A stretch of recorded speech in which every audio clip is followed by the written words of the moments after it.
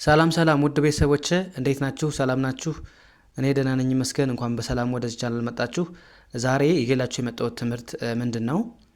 ማንበብ ለምትቸገሩ ልጆች እንዴት በቀላል መንገድ ማንበብ እንደምትችሉ የምናይበትን ትምህርት ወይም ቪዲዮ ነው ይዤላችሁ የመጣው ማለት ነው።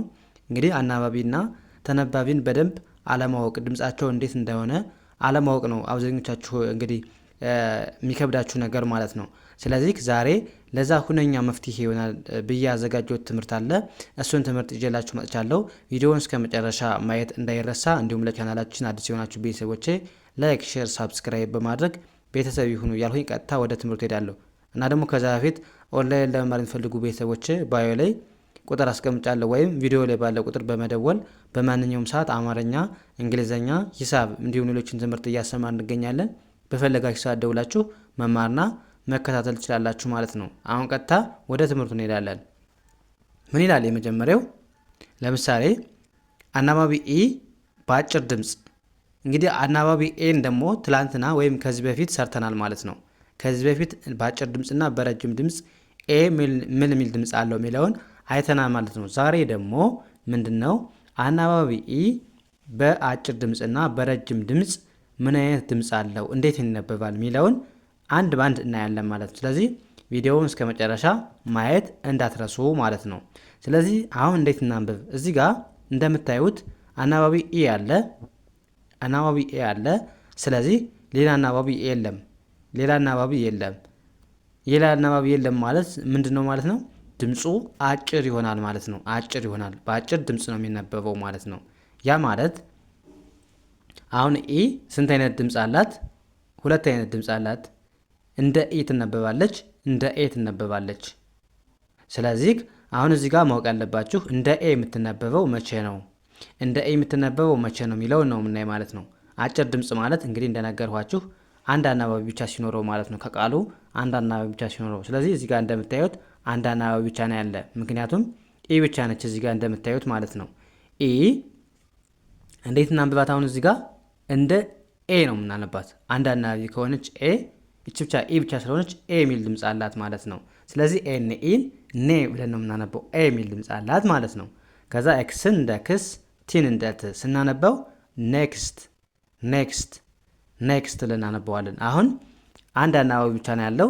ስለዚህ አንድ አናባቢ ብቻ በሚኖርበት ሰዓት ኢ ምን ሚል ድምጽ አላት የሚለውን አየን ማለት ነው። አሁን ኢ ስንል ኤ የሚል ድምጽ አለ ማለት ነው። ስለዚህ ኤንኤ ኔ ብለን ነው የምናነበው እንጂ ኒ ብለን አናነበውም። ኢ የሚል ድምጽ የለውም አንድ አናባቢ ሲኖረው ማለት ነው። ያ ማለት አጭር ድምጽ ነው ማለት ነው። ስለዚህ ኔክስት ማለት ቀጣይ ማለት ነው። አሁንም ሁሉም በዚህ መሰረት ነው የምንሄደው ማለት ነው። አሁን ባየነው መሰረት ሁሉንም እስከ መጨረሻው እናያለን ማለት ነው። እዚህ ጋር አሁንም ቢኢ እንደምናንብባት አሁን እዚህ ጋር እንደ ቤ ማንበብ ነው። አንድ አናባቢ ከሆነች ኤ የሚል ድምጽ አላት ኢ ማለት ነው። ስለዚህ ቢኤን እንደ ቤ ማንበብ፣ ኤስን እንደ ስ፣ ቲን እንደ ት። ቤስት፣ ቤስት፣ ቤስት አልን። ያ ምን ማለት ነው? ጥሩ፣ አሪፍ፣ ምርጥ፣ ቆንጆ እንደማለት ነው የምንጠቀመው ማለት ነው። ያ በተመሳሳይ አሁንም ዳብሊው ኢን እንደምን ማንበብ ነው? እንደ ዌ ማንበብ ነው አልኳችሁ። እንደ ዌ። ሁለቱንም ኤል አሁንም ል ብለን ማንበብ ዌል፣ ዌል፣ ዌል ማለት ምንድነው? ደህና፣ ቆንጆ፣ አሪፍ እንደማለት እንጠቀመዋለን ማለት ነው። ያ እዚህ ጋርስ አሁንም ዳብሊው ኢን እንደምናንብባት እንደ ዌ አይደል? ኤ የሚል ድምጽ አላት። አሁን ዌ ስትሉ ኤ የሚል ድምጽ አለ አይደል? ስለዚህ አንድ አናባቢ ካለ እንደነገርኳችሁ ኢ ብቻ ከሆነች እንደ ኤ ነው የምታነቧት ሁሌም ማለት ነው፣ እንደ ኤ። ስለዚህ ዳብሊው ኤን ዌ፣ እስን እንደ ስ፣ ቲን እንደ ት። ዌስት፣ ዌስት፣ ዌስት ማለት ምዕራብ ማለት ነው፣ ምዕራብ። ያ እዚህ ጋርስ አሁንም ኤፍ ኢን እንደ ፌ ማንበብ፣ እንደ ፌ። ሁለቱንም ኤል ል ብለን ማንበብ ፌል፣ ፌል፣ ፌል ማለት ወደቀ ለማለት ነው የምንጠቀመው ፌል። ኤስ ኤምኢን እንደምን ማንበብ? አሁንም እንደ ሜ ማንበብ፣ ኤንን እንደ ን፣ ሜን፣ ሜን፣ ሜን ብለን እናነበዋለን፣ ወንድ ማለት ነው። እዚህ ጋርስ አርኢን እንደ ሬ፣ ኤስን እንደ ስ፣ ቲን እንደ ት። ሬስት፣ ሬስት ምን ማለት ነው? እረፍት ማለት ነው፣ እረፍት። አያችሁ አሁን ምን አየን? በደንብ ማየት ያለባችሁ ምንድን ነው? አንድ አናባቢ ሲኖረው ኤ እቺ ኢ እንደምተነበበች የሚለውን ማየት ነው። ስለዚህ ኢ እንደምተነበበች ማለት ነው እንደ ኤ የሚል ድምጽ አላት። እሷ ብቻዋን ስትሆን ሌላ አናባቢ ካለው ደግሞ አሁን እዚህ ጋር ሌላ አናባቢ ቢኖር ኑሮ እንደ ኢ እናነብ ነበር ማለት ነው። ስለዚህ እዚህ ጋር ልብ ብላችሁ መያዝ ያለባችሁ አጭር ድምፅ አንድ አናባቢ ሲኖረው ምን አይነት ድምፅ አላቸው አናባቢዎች የሚለውን በደንብ ታያላችሁ ማለት ነው። ከዛ ማንበቡ በጣም ቀላል ነው እነዚህን ካወቃችሁ። አብዛኞቻችሁ ተማሪዎች የሚከብዳችሁ ምን እንደሆነ ታውቃላችሁ? እነዚህን አለማወቅ ነው። እነዚህን ምን አይነት ድምፅ ነው ያላቸው ሁለት አናባቢ ወይም አንድ አናባቢ ሲኖረው ምን አይነት ድምፅ አለው የሚለውን ያለማወቅ ነው። ስለዚህ ይህን በደንብ ካወቃችሁ በቀላሉ ማንበብ መጻፍ ትችላላችሁ ማለት ነው። ስለዚህ በዚህ መልኩ ተረዱ ማለት ነው። አሁን ደግሞ በረጅም ድምፅ ምን እንደሚመስል እናያለን ማለት ነው። በረጅም ድምፅ አሁን ደግሞ አናባቢ በረጅም ድምፅ እንዴት ነው የምናየው? እዚህ ጋር ስንት አናባቢ አለ? እዚህ ጋር ሁለት አናባቢ አለ አይደል? ሁለት አናባቢ አለ። ስለዚህ ሁለት አናባቢ ያለው ማለት ድምፁ ረጅም ይሆናል ማለት ነው። ሁለት አናባቢ ካለው ድምፁ ረጅም ነው። ስለዚህ ኢን ምን ብለን እናነባታለን? ልክ እንደ ቀድሞ እንደ ኤ ሳይሆን የምናነባት እንደ ኢ ነው የምናነባት ማለት ነው እዚህ ጋር። ስለዚህ ቅድም አንድ አናባቢ ስለነበረ ነው ኤ ብለን ያነበብን። እዚህ ጋር ደግሞ ራሷን ኢ ብለን ነው የምናነባት ማለት ነው። ረጅም ወይም ሁለት ወይም ከዛ በላይ አናባቢ ካለው ማለት ነው። ስለዚህ ቲን እንደ ት እናነባለን። አርኢን በአንድ ላይ ኢ የሚል ድምፅ አለ። ሪ ብለን እናነባዋለን። ትሪ ዛፍ ማለት ነው። እዚህ ጋርስ አሁንም ኤስኤን ኢ ብለን ማንበብ ነው። ሲ ብለን እናነባዋለን። ከዛ ኬን ኬ ሲክ። አሁን ምን የሚል ድምፅ አለው ማለት ነው? ኢ የሚል ድምፅ አለው ማለት ነው። ኢ። ስለዚህ ሁለት ወይም ከዛ በላይ አናባቢ ካለባችሁ እንደ ኢ ታነቡታላችሁ። አንድ አናባቢ ብቻ ከሆነ ደግሞ እንደ ኤ ማንበብ ችን ኢን ኤ ብለን እናነባታለን። እዚህ ጋር ግን ሁለት ወይም ከዛ በላይ ስለሆኑ ኢ የሚል ድምፅ አላት ማለት ነው። አሁን እዚህ ጋር ትሪ ብለን አነበብን። እዚህ ጋር ሲክ ብለን አነበብን። እዚህ ጋር ምን ብለን እናነባለን? ዳብሊው ኢን አሁንም እንደ ዊ ማንበብ ነው። እንደ ዊ ከዛ ኬን እንደ ክ ዊክ ማለት ምንድነው? ሳምንት ማለት ነው። ያ እዚህ ጋር በተመሳሳይ አሁንም ዳብሊው ኢን እንደምን እናነባት ማለት ነው? እንደ ዊ ለምን እንደ ኢ ያነበብናት? ምክንያቱም ሁለት አናባቢ ስላለ ብላችሁ መመለስ ትችላላችሁ ማለት ነው። ስለዚህ ዳብሊው ኢን እንደ ዊ ማንበብ። ከዛ እዚህ ጋር አናነብም፣ ኤን አናነብም። አንድ ነገር ደግሞ የምነግራችሁ እዚህ ጋር ሁለት አናባቢዎች በአንድ ላይ ከመጡባችሁ የመጀመሪያውን አናባቢ አንብባችሁ ቀጥሎ ያለውን አናባቢ አታነቡም ማለት ነው። ስለዚህ ዳብሊው ኢን እንደ ዊ ያነበብን፣ ኬ ነው የምናነብ እዚህ ጋር ክ ብለን ማንበብ ዊክ ተመሳሳይ ነው። እዚህ ጋር ድምጻቸው ተመሳሳይ ነው፣ ትርጉማቸው የሚለያዩ ማለት ነው። ስለዚህ ዊክ ማለት ደካማ ማለት ነው። ደካማ ይኛው ሳምንት ነው፣ ግን ድምጻቸው ይመሳሰላል። አጻጻፋቸውና ትርጉማቸው ደግሞ ይለያያል ማለት ነው። እዚህ ጋርስ አርኢን አሁንም እንደምን ማንበብ ነው? እንደ ሪ ጂን እንደ ግ፣ አርኤን እንደ ሪ፣ ቲን እንደ ት። ሪግሬት ማለት ጸጸት ማለት ነው። ጸጸት አሁን እዚህ ጋር እንደ ኢ ያነበብናት፣ ምክንያቱም ኢ ያለች እዚህ ጋር ያለች ሁለት አናባቢ ያለው፣ ስለዚህ ለዛ ነው ኢ የሚል ድምጽ ያለው ማለት ነው። ስለዚህ ሪግሬት ጸጸት። እዚህ ጋርስ ኤምኢን አሁን እንደምን ማንበብ ነው? እንደ ሚ ማንበብ ሚ። ከዛ ኤን እንደነገርኳችሁ አታነቧትም፣ ምክንያቱም ሁለት አናባቢዎች በአንድ ላይ መጥተውባችኋል። ስለዚህ ሁለት አናባቢዎች በአንድ ላይ ከመጡባችሁ የመጀመሪያውን አንብባችሁ ቀጥሎ ያለውን አታነቡትም ማለት ነው። ስለዚህ ኤምኢን ሚ ብለችሁ ማንበብ። ቲን ቲ ማለት ነው። ሚት ስጋ ማለት ነው። ስጋ። እዚህ ጋርስ አሁንም በተመሳሳይ ቲኢ ከዛ ኤ አለ።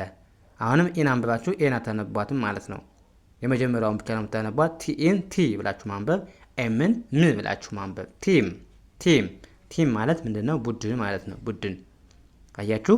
አሁን ደግሞ ተቀየረ ማለት ነው። ቅድም አንድ አናባቢ ብቻ ነው ያለው፣ እንደ ኤ ነው ያነበብነው። እዚህ ጋር ደግሞ እንደ ኢ ራሷን ኢ ብለን አነበብናት ማለት ነው። ስለዚህ በዚህ መልኩ መረዳት ያስፈልጋል ማለት ነው።